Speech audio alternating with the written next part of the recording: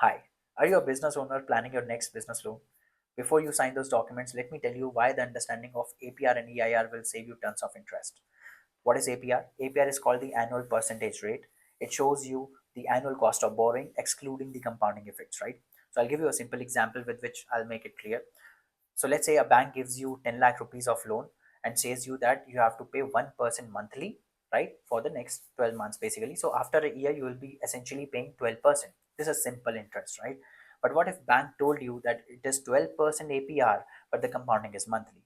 Which means that you are paying 1% every month, but the compounding is happening monthly, which means that your principal is changing or increasing monthly, and you end up paying more interest, right? So basically, banks use this APR to make their loans sound cheaper than they actually are, right? So if a bank sells you a loan saying that it is 12% APR compounding monthly, what it is showing you, it is not showing you the real interest rate, real cost of borrowing, because the real cost of borrowing is more than 12%, right? And this is what is called EIR, which is the effective annual interest rate.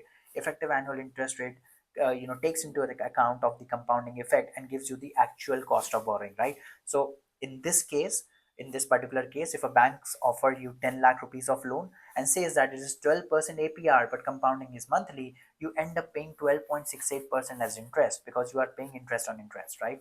And how do we calculate this EIR? You can use a formula in Excel which is called effect. So there is effect, and you have to put the APR and the number of periods of compounding. In this particular case, APR is 12%, and how many times I am compounding? I'm compounding 12 times.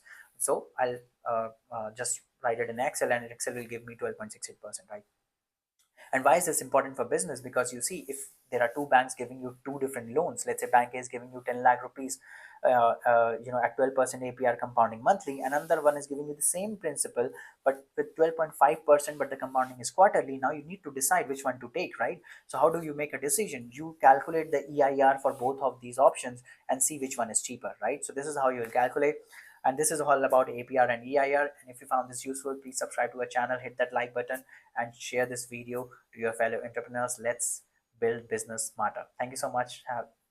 Take care. Bye bye. I'll see you in the next one.